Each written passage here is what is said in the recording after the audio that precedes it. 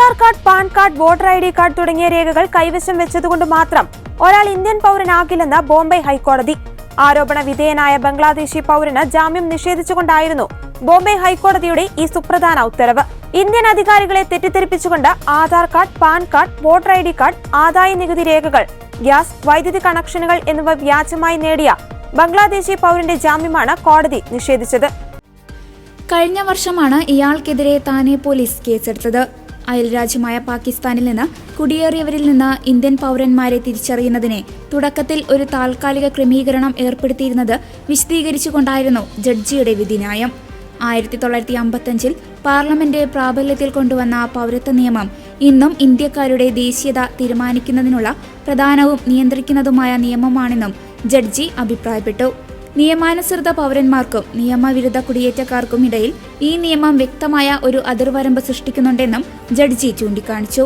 ഒരാളുടെ ഐഡന്റിറ്റി വ്യാജമാണെന്നോ ആ വ്യക്തി വിദേശ വംശജനാണെന്നോ ആരോപണമുയരുമ്പോൾ ചില തിരിച്ചറിയൽ കാർഡുകൾ കൈവശമുണ്ടെന്നത് മാത്രം അടിസ്ഥാനമാക്കി കോടതിക്ക് വിഷയം തീരുമാനിക്കാൻ കഴിയില്ലെന്നും കോടതി ചൂണ്ടിക്കാണിച്ചു. ബംഗ്ലാദേശി സ്വദേശിയുടെ പൗരത്വത്തിനുള്ള അവകാശവാദം 1955 പൗരത്വ നിയമത്തിന്റെ നിയമങ്ങൾ പ്രകാരം കർശനമായി പരിശോധിക്കണമെന്നും ജഡ്ജി തന്റെ 12 പേജുള്ള വിധിന്യായത്തിൽ വ്യക്തമാക്കിയിട്ടുണ്ട്. പ്രതിയുടെ വാട്സ്ആപ്പ് ചാറ്റുകളിൽ നിന്ന് ശേഖരിച്ച ഡിജിറ്റൽ തെളിവുകളെയാണ് പ്രോസിക്യൂഷൻ വളരെയധികം ആശ്രയിക്കുന്നതെന്ന് ജഡ്ജി ചൂണ്ടിക്കാട്ടി.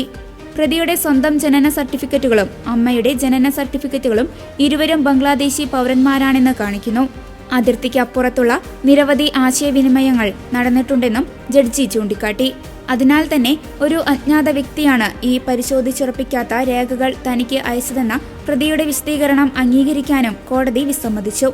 ഈ ഘട്ടത്തിൽ രേഖകൾ ശരിയാണോ തെറ്റാണോ എന്ന് തീരുമാനിക്കുന്നില്ലെന്ന് വ്യക്തമാക്കിയ കോടതി വിചാരണ ഘട്ടത്തിൽ ഇത് തീരുമാനിക്കുമെന്നും പറഞ്ഞു. ഈ കേസിലെ ആരോപണങ്ങൾ ചെറുതല്ലെന്ന് ചൂണ്ടിക്കാണിച്ച കോടതി ഇത് അനുവാദമില്ലാതെ ഇന്ത്യയിൽ തങ്ങുകയോ വിസ കാലാവധി കഴിഞ്ഞിട്ടും ഇന്ത്യയിൽ തങ്ങുകയോ ചെയ്യുന്നതിനെക്കുറിച്ച് മാത്രമുള്ള വിഷയമല്ലെന്നും അഭിപ്രായപ്പെട്ടു. ഇന്ത്യൻ പൗരനാണെന്ന് നടിക്കുന്നതിനായി Aadhaar card, PAN card, voter ID തുടങ്ങിയ വ്യാജവുമായ തിരിച്ചറിയൽ രേഖകൾ നിർമ്മിച്ച് ഉപയോഗിക്കുന്നതിനെക്കുറിച്ചുള്ള വിഷയമാണെന്നും ജഡ്ജി അസന്നിഗ്ധമായി ചൂണ്ടിക്കാണിച്ചു.